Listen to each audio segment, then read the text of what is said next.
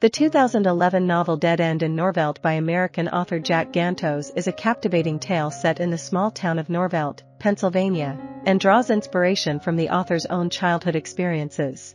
Centered around an 11-year-old boy named Jack, the narrative unfolds in the year 1962, approximately 3 decades after the town's establishment as part of the New Deal initiative led by Eleanor Roosevelt to assist low-income individuals.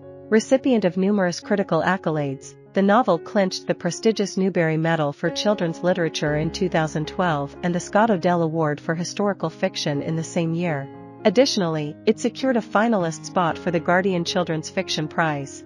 Jack Gantos, an ordinary 11-year-old residing in Norvelt with his parents, faces an eventful summer after being grounded for accidentally firing his father's loaded Japanese sniper rifle at a drive-in movie screen.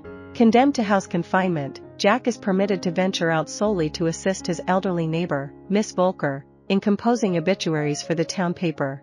Each obituary intertwines the life of the departed with a historical event, showcasing the unique approach Miss Volker employs in her role as the town's medical examiner and chief nurse, a position bestowed upon her by Eleanor Roosevelt.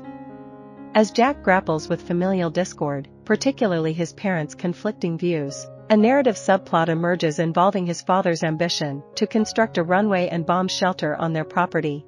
This initiative sparks tension within the household, as Jack reluctantly complies with his father's directives, mowing his mother's cornfield against her wishes.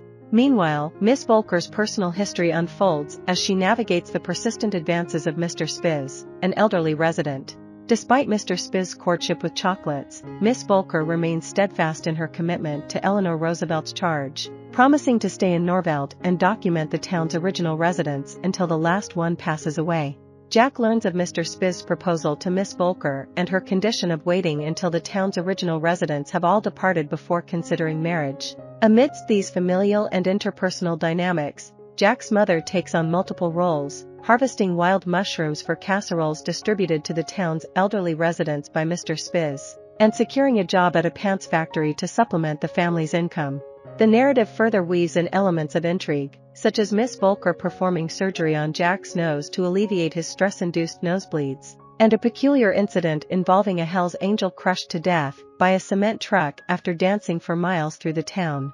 Dead End in Norvelt blends humor, historical references, and poignant moments, providing readers with a rich and multifaceted exploration of a small town's dynamics during a transformative period in American history. Miss Volker recently sold her sister's house to a member of the Hells Angels, who had intentions of settling in Norvelt alongside his motorcycle gang.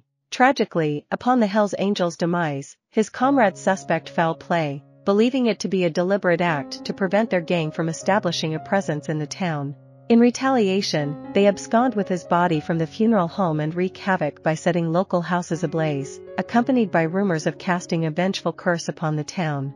Amidst these tumultuous events, Miss Volker, in an unrelated move, employs rat poison on the chocolates gifted by Mr. Spiz and places them in her basement to combat a rodent infestation. However, the town faces a more sinister crisis when a sudden and alarming spike in the death rate among elderly residents occurs. Miss Volker becomes a suspect in these mysterious deaths, leading to her house arrest when the police discover the poisoned chocolates in her possession. Mr. Spiz and Jack's mother also fall under suspicion, particularly due to the peculiar circumstance of the deceased residents being found with partially consumed casseroles.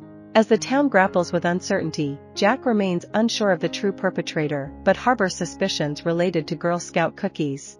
His journey to unravel the truth takes an unexpected turn when he learns that his uncle Will was the one who loaded his father's Japanese sniper rifle for deer hunting. Witnessing Will shoot a deer with the rifle, Jack, in a poignant moment, comforts the dying animal and composes an obituary for it. The plot thickens as Mr. Spiz contacts Jack, revealing that Miss Volker is confined in her basement. Shockingly, Mr. Spiz confesses to the murders of the town's residents, motivated by a twisted desire for Miss Volker to marry him. He discloses his escape from town using Miss Volker's car. Meanwhile, Jack's father, reconsidering his earlier plan to build a bomb shelter, picks Jack up from a baseball game in his airplane. Together, they engage in a prank, pelting the drive-in movie theater with water balloons filled with red paint.